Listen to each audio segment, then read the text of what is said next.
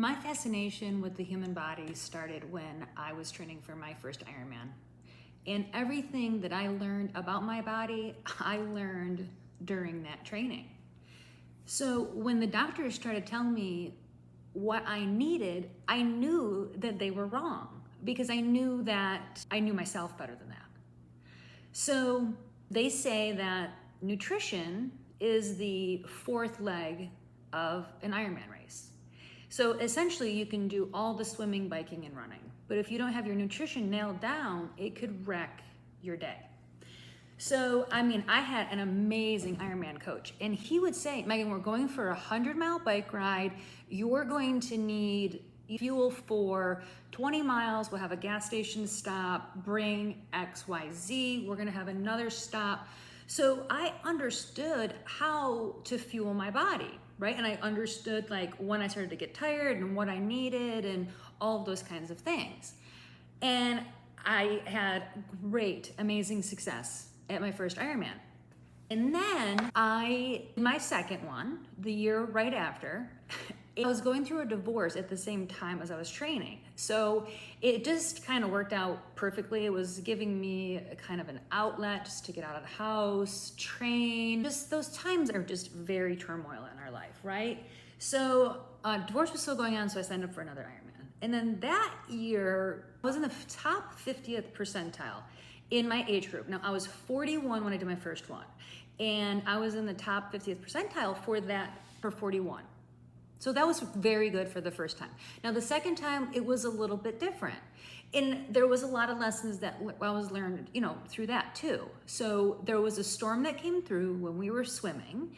And so if you know, an Ironman race is a 2.5-mile swim, and this is in Lake Placid. So as you do a mile and a quarter, and you get out, and then you go through, and then you do another lap. And so it started to storm, and they pulled us out of the water. Well, I was rounding around final cones, and I had to swim out to the outer shore. They were pushing us out that way. And then I had to walk back to town. Well, just that bit of a disruption, it created havoc in the rest of my day, and I couldn't ever catch up with my energy. And it really did the whole thing just threw my whole body for a loop.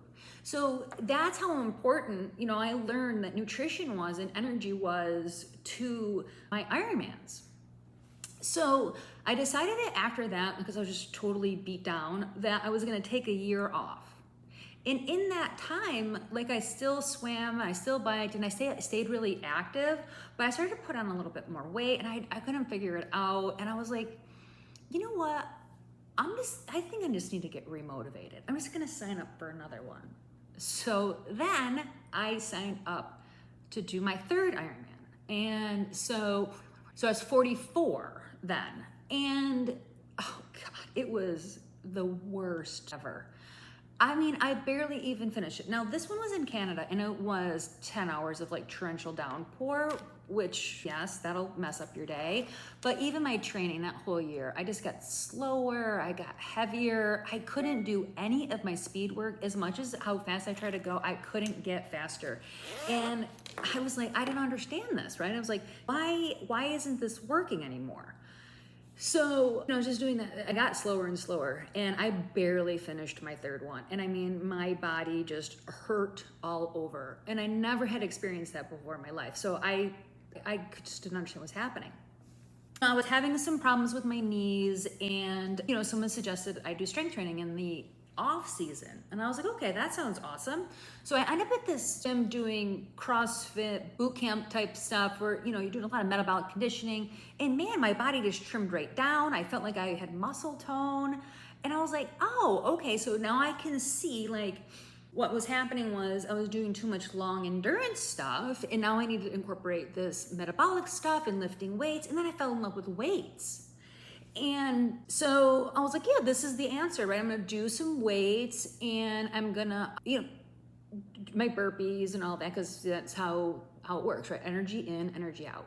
Worked for Ironman for 2 years, but then it didn't, so then I switched it. Now this is working, this boot camp's working, and lifting weights is working.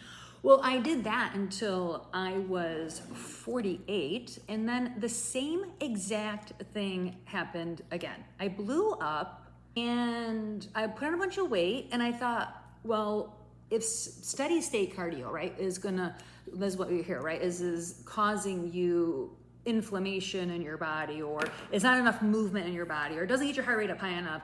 So if that's not working, then it's the boot camp class. So I just was like, why isn't any of this stuff working? Like, I knew this all worked.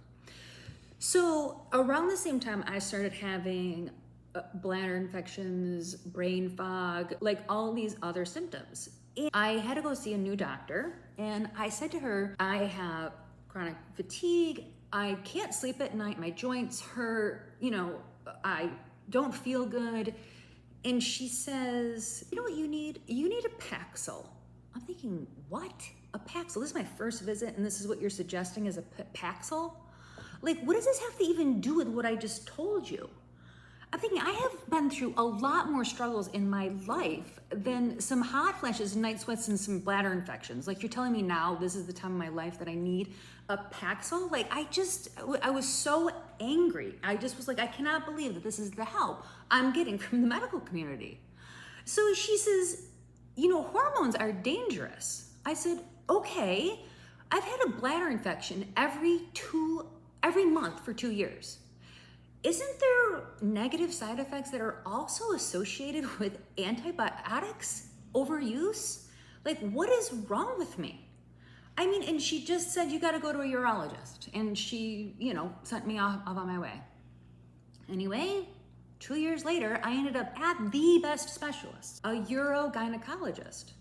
Again, somebody that is at the top of their game in their field of practice. And again, I went in and I said, this is what I'm experiencing.